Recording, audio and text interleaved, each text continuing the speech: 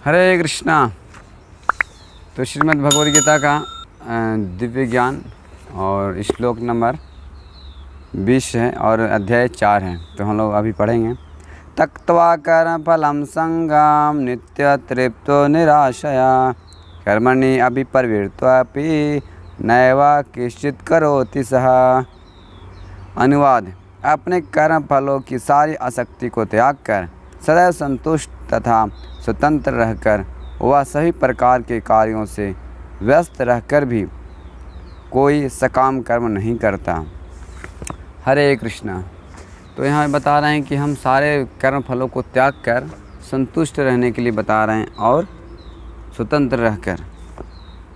कुछ लोग क्या होते हैं, साधु समाज में बहुत से ऐसे लोग होते हैं, वो ज़बरदस्ती करते हैं। हालांकि जैसे कोई भगवान के लिए दान दिया, लेकिन उसकी इच्छा रहती है कि मेरा नाम भी हो, मेरा नाम पूरा बोर्ड में लिखाना चाहिए, और उस प्रकार से उसकी आसक्ति बनी रहती है। वो अंदर से संतुष्ट नहीं रहता, हालांकि ऊपर से दान दे दिया है। तो यहाँ बोले संतुष्ट रहना है, शांति रहना है, शांत से रहना, संतुष्ट, सेटिस्फाइड। अगर इस प्रकार से आप करते हैं तो भगवान की कृपा पूरी तरह से मिलती है आपको, और स्वतंत्र रूप से हमको भगवान की सेवा में लगे रहना है। क्योंकि हम जानते हैं जो भगवान श्री कृष्ण के सारे अहम सर्वस्य परो मत्ता सर्वम प्रवर्तते इति मत्वा भजन्ते मां बुधा भाव समन्विता, सारे आध्यात्मिक जगत हो या भौतिक जगत हो, सारे भगवान श्री कृष्ण की हैं। तो हमको अहंकार किस बात की? हम फलों का कर्ता का फल क्यों लेना चाहेंगे? तो भगवान बोले त्यक्त्वा कर्म फलम संगम, जो त्यक्त्वा फल संगम, त्यक्त्वा त्याग दो कर्म फलों को और शक्ति को भी त्याग दो। ये मत समझो कि मेरी ये वस्तु है। आपके पास कुछ समय के लिए है, अभी कहीं बहुत बड़े बड़े युद्ध चल रहे हैं, तो कोई कितना समय तक रखेगा उस ज़मीन को? कुछ समय तक रखेगा, फिर वापस दूसरा खो जाएगी।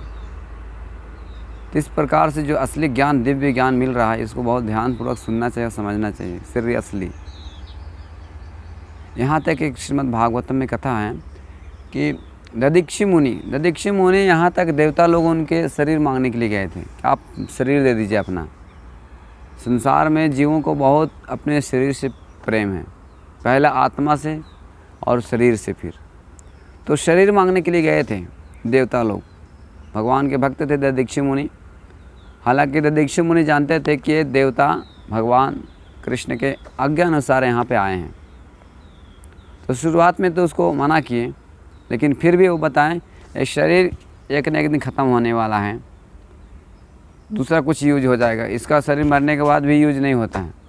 जानवरों का तो कुछ बन सकते हैं सामान, लेकिन मनुष्य का शरीर जो होता है वो दूसरा कुछ भी यूज नहीं आता है। तो इसीलिए बोलते हैं कि ये भगवान की आज्ञा अनुसार देवता लोग आए हैं, इसको दे देना ही अच्छा। तुरंत समाधि में भगवान के ध्यान में गए और शरीर को त्याग दिए और फिर उनको दे दिए।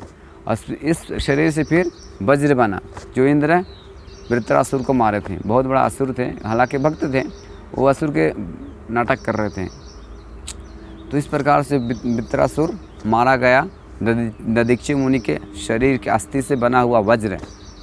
इस प्रकार से मतलब हमको आसक्ति से अलग रहना चाहिए, तब हम भगवान के पूरी तरह से कृपा प्राप्त कर सकते हैं। ठीक है। हरे कृष्णा।